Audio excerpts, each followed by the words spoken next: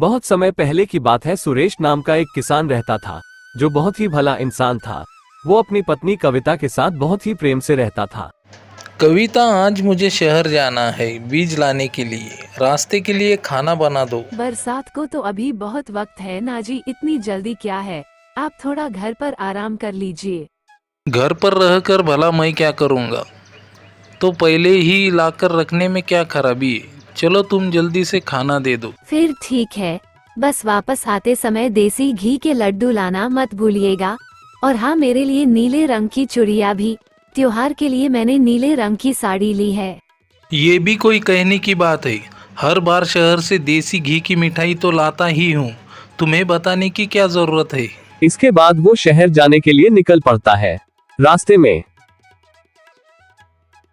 अरे बूढ़े बाबा तो अस्वस्थ दिख रहे हैं। जरूर ये किसी बात से परेशान है।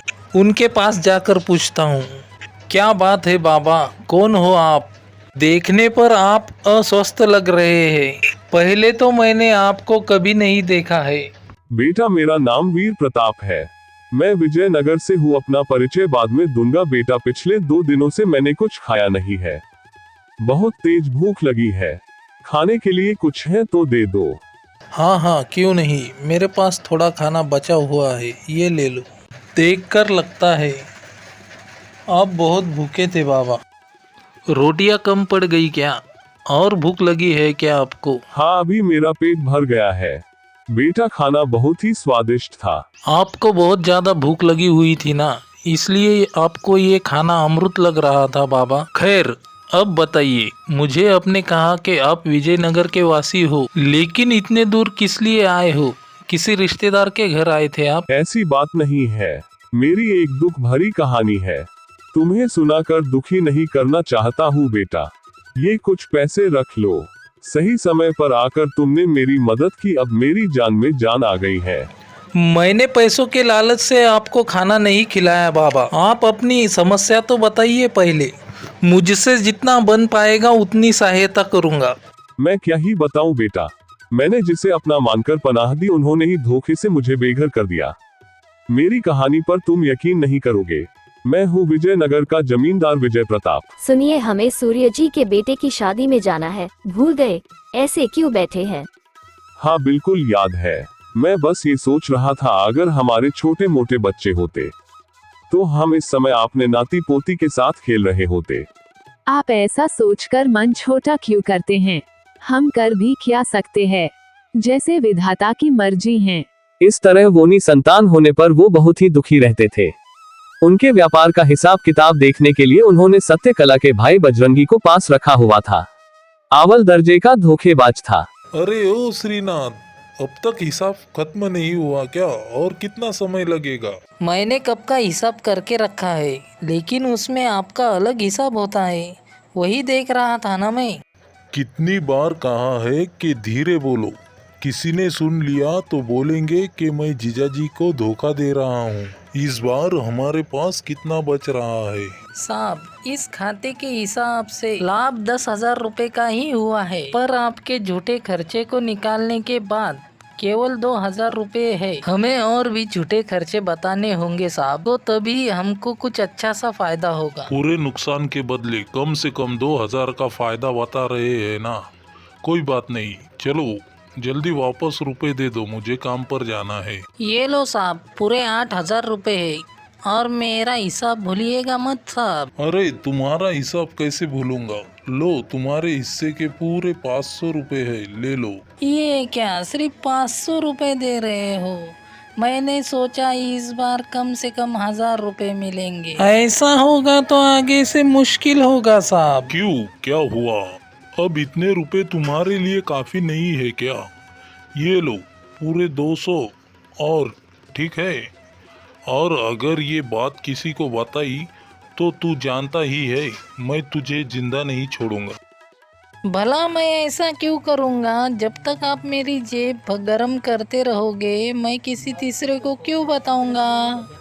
ऐसे भी मेरे जीजाजी की कोई संतान तो है नहीं।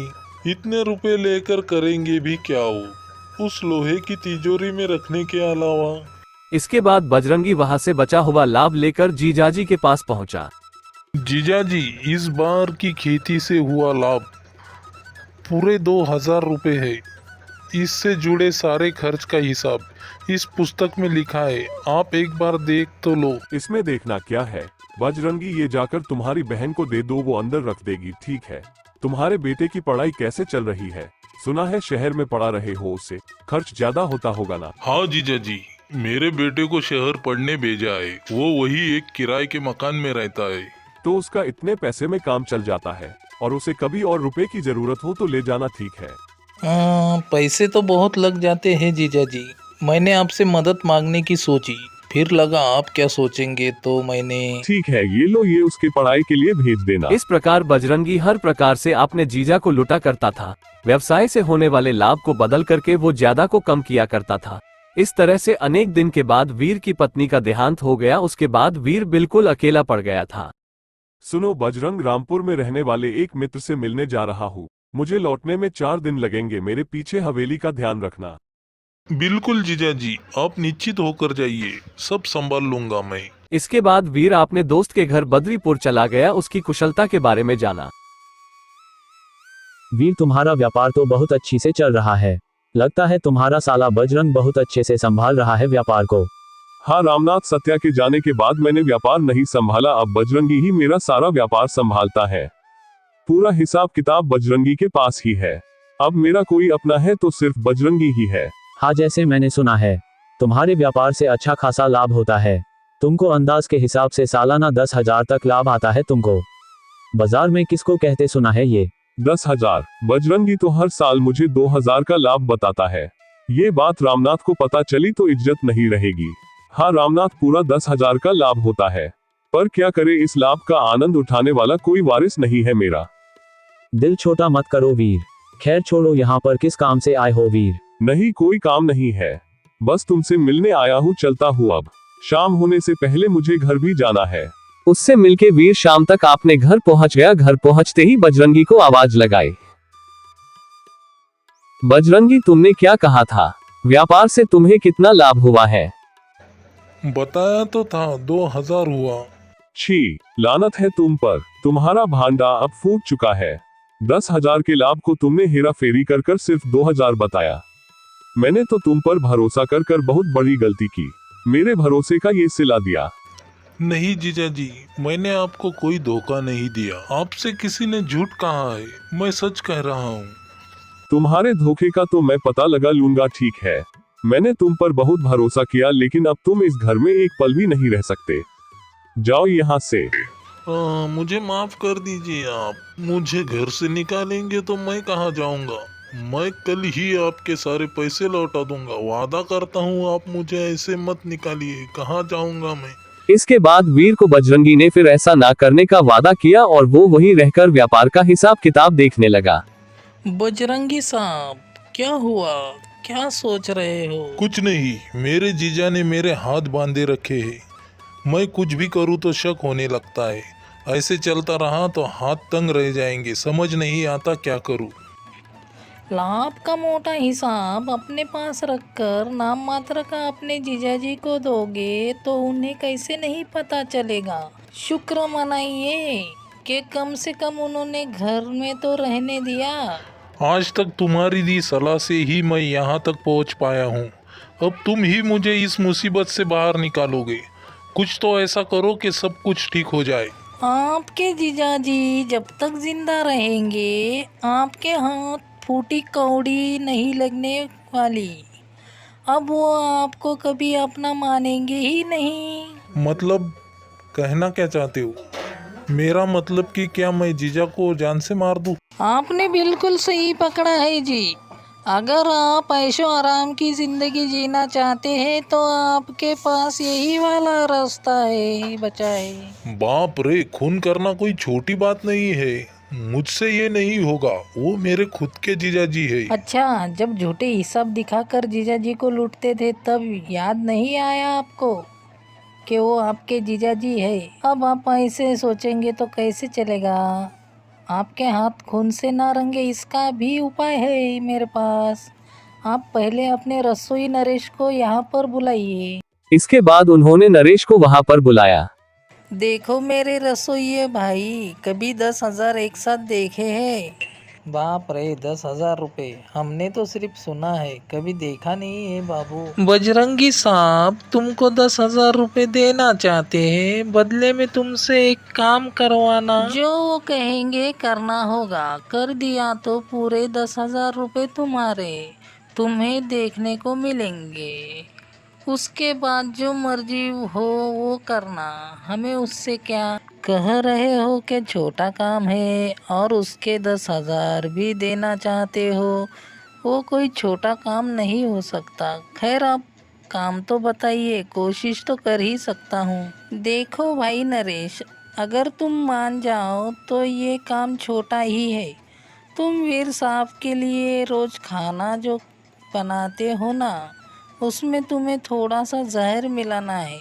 उसके बाद से तुम्हारा काम खत्म हो जाएगा, फिर सारे 10,000 रुपये तुम्हारे। क्या कहा? बड़े साहब की जान लेनी है? ये मुझसे नहीं होगा। एक बार सोच लो नरेश, ऐसे मौके बार बार नहीं आते। अगर तुमने नहीं किया तो हमें कोई और मिल जाएगा। जैसे तैसे करके बातों में फंसा कर वीर के खाने में जहर मिलने को कहा। उस रात नरेश वीर का खाना लेकर उसके कमरे में गया। साहब जी, मैंने खाना लगा दिया है। वही रख कर चले जाओ, मैं थोड़ी देर बाद खा लूंगा। साहब जी, मैं आपसे कुछ कहना चाहता हूँ, आप मेरी बात पर गुस्सा मत कीजिएगा साहब क्या जी। बात है? क्या तुम्हें पैसे की जरूरत है? नहीं साहब जी, दरअसल मुझसे कुछ कहा गया था कि आपके खाने में जहर मिला दूंगा तो मुझे 10,000 रुपये देंगे। कौन है जिसे मेरी मौत से लाभ होता है? बताओ नरेश, कौन है वो? इसके बाद नरेश ने वीर को सारी बात विस्तार से बताई। क्या कहा? मैंने सोचा बजरंगी बदल गया। मैंने सपने में भी नहीं सोचा वो मेरे खिलाफ ऐसी हरकत करेगा। बस अब देखो मैं क्या करता हूँ। साहब जी, आपसे पहले ही कहा था ना, थोड़ा धीरज रखिएगा और मेरी बात ध्यान से सुनिए। ये तो अच्छा हुआ, इस काम के लिए साहब जी उन लोगों ने मुझसे कहा। इस काम के लिए अगर किसी और से कहा होता तो दूसरा आदमी लालच में आकर अनर्थ कर देता। देखिए साहब जी, अगर आप उन्हें यहाँ से निकाल भी देंगे तब भी वो लोग आपके जान के पीछे हाथ धोकर पड़े रहेंगे। मुझसे नहीं तो किसी भी वो पैसों का लालच देकर ये सब करवा सकते हैं। तो मैं क्या करूँ? उन गद्दारों को ऐसे ही छोड़ दूं क्या? साहब जी, आपकी जान से बढ़कर फिलहाल कुछ नहीं है। मैं उनसे कह दूंगा कि आपके खाने में जहर मिला दिया, आप मरने का नाटक कीजिए। इस दौरान आपके पास जो भी कीमती गहना रुपए जो भी है वो सब मुझे लौटा दीजिए। मैं उन्हें अपने पास सुरक्षित रखूंगा। बस अब बताइए आपको कब लौटाना है? सही कहा तुमने। आज ऐसे ही वो तुम्हें लालच देकर मेरा खून चाहते थे। वैसे तो किसी से भी करवा सकते हैं ना। मैं कुछ गहने और रुपए देता हूँ, मुझे बाद में लौटा देना। नरेश के कहे अनुसार पलक पर निर्जीव पड़े रहने का नाटक किया। ओ बजरंगी साहब, आपने जैसा कहा था मैंने वैसे ही किया है। बड़े साहब पलंग पर पड़े हुए हैं, कुछ ही देर में दुनिया से चले जाएंगे। उनके शव का क्या करना है बताओगे? करना क्या है उनके शव का? तुम्हें 2,000 बढ़ा के दूंगा। कहीं दूर ले जाओ और आग लगा दो। कोई पूछे तो कह देना जीजाजी तीर्थ पर गए हैं। मेरी बात समझ में आई ना? मरने का नाटक कर रहे वीर को नरेश वहां से उठा कर ले गया। कुछ दूर जाने के बाद नरेश ने उसे वहीं लेटा दिया और उससे कहा, साहब जी, आप यहाँ से कहीं दूर चले जाइए और ऐसा करने के लिए मुझे माफ कर दीजिए। तुम ये माफी क्यों मांग रहे हो नरेश? आज मैं तुम्हारी वजह से जिंदा हूँ। ये तो मेरी कहानी है। जिसे मैंने अपना मानकर पनाह दी वही मेरी जान का दुश्मन बन गया है। मेरे पास और कोई रास्ता नहीं था। सही कहा, आजकल कोई दुश्मन बाहर वाला नहीं, हमारा कोई अपना ही होता है। आप भले आदमी लगते हो। अगर आपको कोई एतराज ना हो तो आप कहीं बाहर नहीं, मेरे घर चल कर रह सकते हैं। वहाँ आपको अच्छा लगेगा। सुरेश, तुम्हारा मन बड़ा है। मैं तुम्हें कोई तकलीफ नहीं देना चाहता, मुझे अपना रास्ता खुद तय करने दो। इसके बाद सुरेश ने जैसे तैसे उसके घर चलने को मना लिया। उस रात वो दोनों घर बाबा, पहुंच गए। जिन लोगों ने आपके साथ इतना बड़ा धोखा किया, उन्हें आप अकेले ऐसे कैसे छोड़ सकते हैं? उनकी सच्चाई सबके सामने लाकर उन्हें कड़ी से कड़ी सजा दिलवानी चाहिए।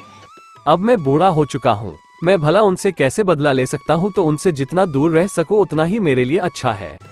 आप इतने अच्छे हो, इसलिए वो अपनी मनमानी कर पाए। देखिए बाबा, मुझे ये बात बिल्कुल अच्छी नहीं लगी है कि वो बिना सजा के इतने आराम से रहे। उनका खेल खत्म करने के लिए मेरे पास एक उपाय है बाबा। मतलब हमें क्या करना होगा? इसके बाद सुरेश ने वीर को एक उपाय सुझाया।